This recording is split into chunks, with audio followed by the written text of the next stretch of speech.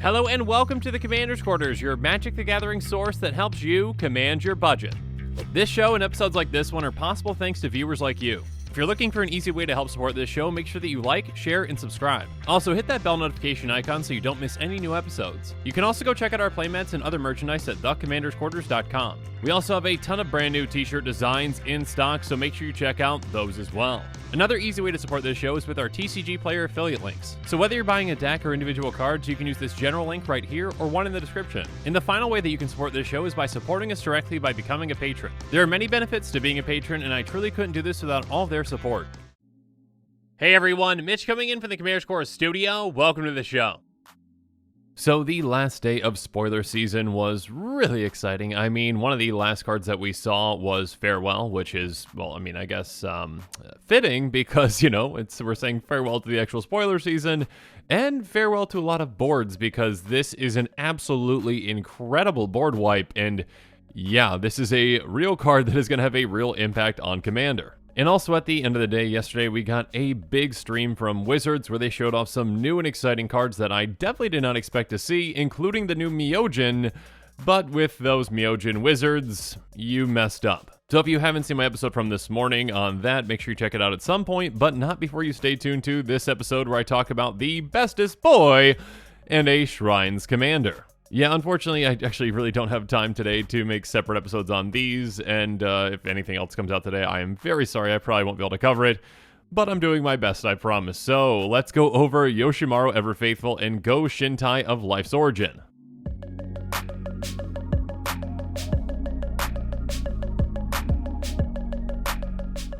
Yoshimaru Ever Faithful is a 1/1 legendary creature dog that costs a white, and it says, whenever another legendary permanent enters the battlefield under your control, put a +1 counter on Yoshimaru Ever Faithful, and it's got partner. Now, please correct me below in the comments if I'm wrong on this, but I believe that this is the first partner that we are seeing, not partner with, partner, that we are seeing since, I believe, Commander Legends, but again, let me know if I'm wrong about that.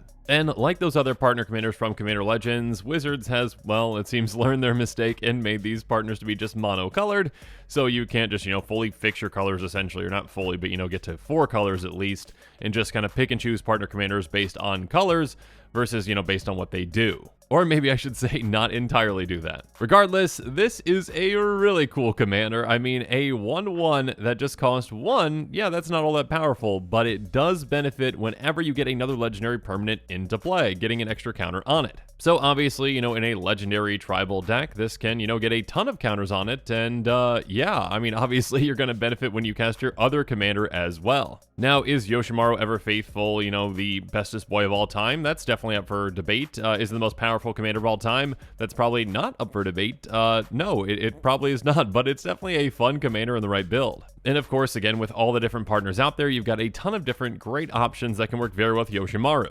And again, my apologies, I'm kind of short on time today, but I do want to highlight a couple of commander options.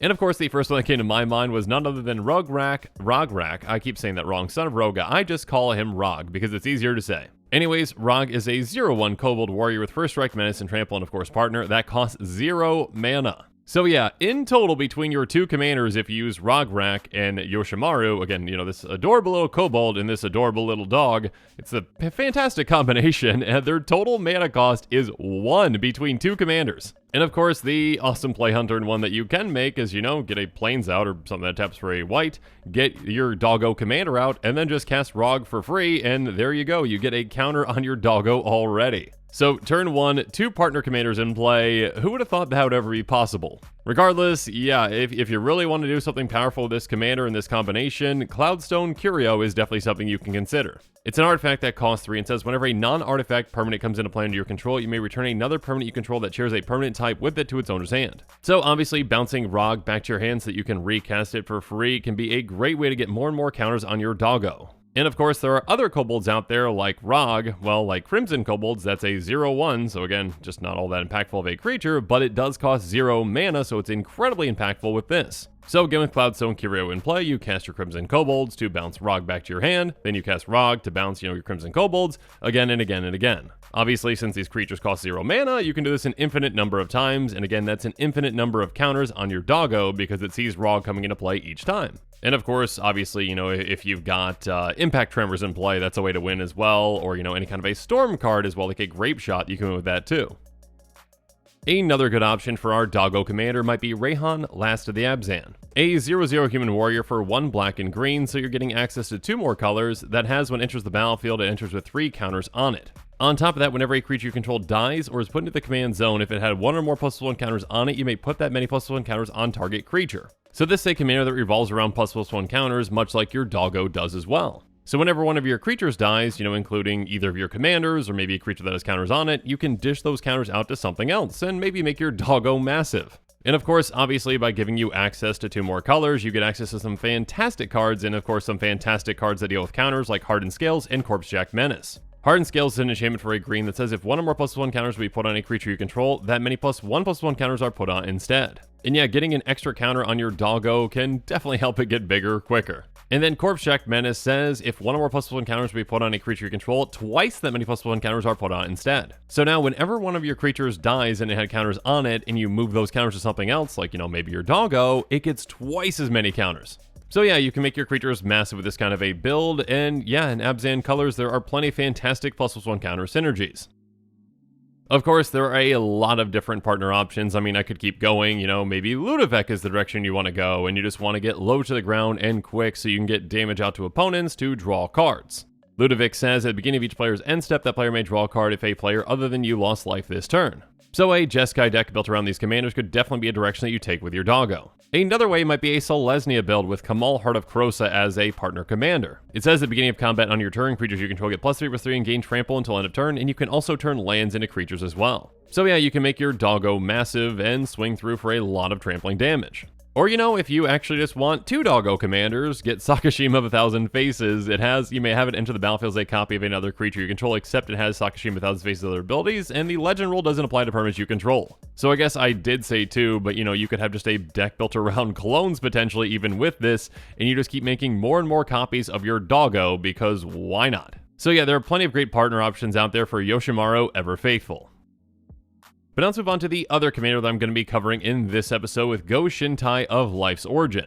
It's a 3/4 legendary enchantment creature shrine that costs 3 and a green. That's right, we finally got our Shrine Tribal commander. Now, obviously there are other commanders out there that have been used in the past as Shrine Tribal and can still be used, but this one is specifically focused on shrines and it's quite effective. By paying Wooburg, we can tap it to return target enchantment card from our graveyard to the battlefield. So again, this is a 5-color commander because of that activated ability. It says whenever it or another non-token shrine enters the battlefield under your control, create a 1/1 color shrine enchantment creature token. So yeah, shrine tokens are definitely not something that I ever expected to see, and this can be incredibly powerful with a lot of shrines in play. Again, shrines benefit you by having more and more shrines in play, and typically, most of them, I think all of them actually, are legendary, so it's not like you can make copies of them, or at least not very easily, so it's kind of hard to actually get a massive amount of shrines in play. But with this commander, essentially again, whenever it or another non-token shrine enters, you get a free shrine. So this can essentially double up your shrine count very quickly. And of course, there are ways to use and abuse this. If you want to actually just blink this or,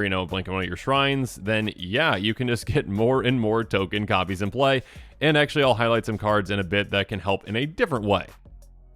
So of course, for this Shrine Tribal build, you're going to want to include shrines. Go figure, right? And of course, there are plenty of fantastic shrines out there. I mean, Sanctum of All is an incredible one. It's a 5-color shrine that says at the beginning of your upkeep, you may search your library and or graveyard for a shrine card and put it on the battlefield. If you search your library this way, shuffle it. On top of that, if an ability of another shrine you control triggers while you control 6 or more shrines, that ability triggers initial time. So obviously, this one helps us get out more shrines essentially for free at the beginning of our upkeep from either our library or our graveyard, which is huge. So just basically go tutor out a shrine and get it right into play. And again, in combination with our commander, every time we do that and that shrine comes into play, we are getting a shrine token. So it's incredibly easy for us with this commander to actually get to that 6 shrine requirement to double up our shrine triggers, which is insane. So we essentially double up the effectiveness of our shrines, which are already kind of being doubled by our commander getting more and more shrine tokens in play. And yeah, we're going to have a lot of value. For example, Sanctum of Fruitful Harvest says at the beginning of your pre-combat main phase, add X mana of any one color or X the number of shrines you control. So obviously, with a build around this commander, this can give us a ton of mana to actually work with every turn. Or when it comes to a negative effect, we can drain our opponents out really quickly with something like Sanctum of Stone Fangs. And I guess I say negative, but I mean negative against our opponents. It says at the beginning of your pre-combat main phase, each opponent loses X life and you gain X life for X the number of shrines you control. And of course, on top of these M21 shrines, we also had shrines from the original Kamigawa, and we actually have shrines from the new Kamigawa as well.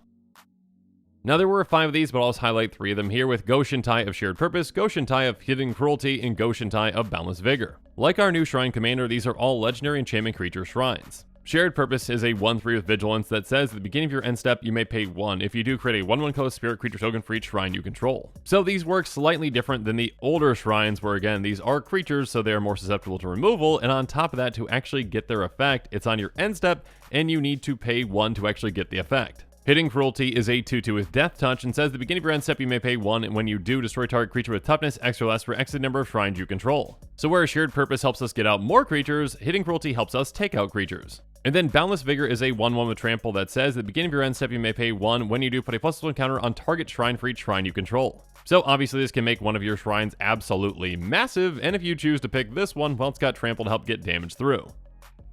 Next up, some other cards that you might want to consider, like I mentioned earlier, are cards that can help you out with tokens. Song of the World Soul is one that immediately came to mind. Again, our commander can actually get enchantments out of our graveyard and back into play, and this is a fantastic one. It's an enchantment for 4 white, and it says whenever you cast a spell, populate. And again, populating means that you create a token that's a copy of a creature token you control. Again, our commander is fantastic at making shrine tokens, so now whenever we cast any spell, as long as we've got 1 shrine token in play, we can get a copy of it to add to our shrine count. So yeah, this can help get our shrine count to an absurd level really quickly. Speaking of which, how about Annoying Procession? A pretty expensive card, but I'm still going to highlight it here. An enchantment for 3 and a white that says if an effect would create 1 or more tokens under your control, it creates twice that many of those tokens instead. So yeah, doubling up on our shrine production every single time our commander makes a shrine. Yeah, that can be quite powerful. Speaking of which, Second Harvest is an instant for 2 green that says for each token you control, create a token that's a copy of that permanent. So out of nowhere, we can double up the number of shrine tokens that we have, and again, that can be incredibly impactful and incredibly deadly in many circumstances. And actually, I was able to get through this a bit quicker than I thought, so I do have enough time to highlight yet another card that was shown off with Ruthless Technomancer. Now, obviously, unlike our Bestest Boy and the Shrine Commander that I've talked about so far, this is not a legendary creature, so it is not a commander option, but obviously it is a great option for many decks out there in Commander. It is a 2/4 human wizard for 3 and a black that says when it enters the battlefield, it may sacrifice another creature you control. If you do, create a number of treasure tokens equal to that creature's power. On top of that, by paying 2 and a black, you sacrifice X artifacts and return target creature card with power X or less from your graveyard to the battlefield. X can't be 0. This seems like a very powerful card. Again, I mean, it kind of is reminiscent, in my opinion, of something like a Dockside Extortionist. Now, I'm not saying it's anywhere near as powerful as that. I'm definitely not saying that. But it is a creature that when it enters the battlefield, you can make a good amount of treasures. This one is dependent on you sacrificing an actual creature to do so, but yeah, there are plenty of creatures out there that you can, get their power up to a good amount to sacrifice for a ton of treasures and a ton of value with this, and then you can utilize those treasures, for, casting other spells, or to actually activate the ability to sacrifice artifacts to bring back creatures from your graveyard. And of course, there are plenty of ways to, take advantage of artifacts of certain creatures. I mean, Mere Battlesphere does come to mind as one that, you can give a ton of artifacts into play with it and sacrifice those to get back other things. So yeah, there's a lot of powerful things I'm sure that you can do with this card, and unfortunately today I don't have enough time to really go through all of them. Regardless, yeah, I think many players out there are going to be really excited about these new cards. I'm sure there's a lot of players out there that just cannot wait to build a doggo deck, maybe with one with Rog and Doggo, just, the Bestest Boy and the Bestest Kobold together. That seems like a lot of fun, and again, the earliest commander partner combination I feel like you can get out on turn 1, that can be fun. And of course, I'm sure there are plenty of commander players out there that are going to be really excited about the Shrine Tribal Commander and getting more and more Shrine tokens into play and getting a ton of powerful Shrine effects. And also, I'm sure there are players out there that are really excited about Ruthless Technomancer and can think of the perfect commander or the perfect deck that this one can go in and give you a ton of treasure tokens and help you get back a lot of creatures. Regardless, it's been a very exciting spoiler season, and I really hope that you've been enjoying these quick takes, and a big thank you to you for, watching this channel, and a big thank you to Eddie and all the rest of my playgroup for helping me out with these episodes, and yeah, thank you everyone. But also, make sure you blame Eddie in the comments below, because remember, it's always Eddie's fault. And with that, the show is coming to a close, so it's my turn to hear from you. So the comments below, let me know your thoughts on this episode are, and as always, thanks again and have a good one.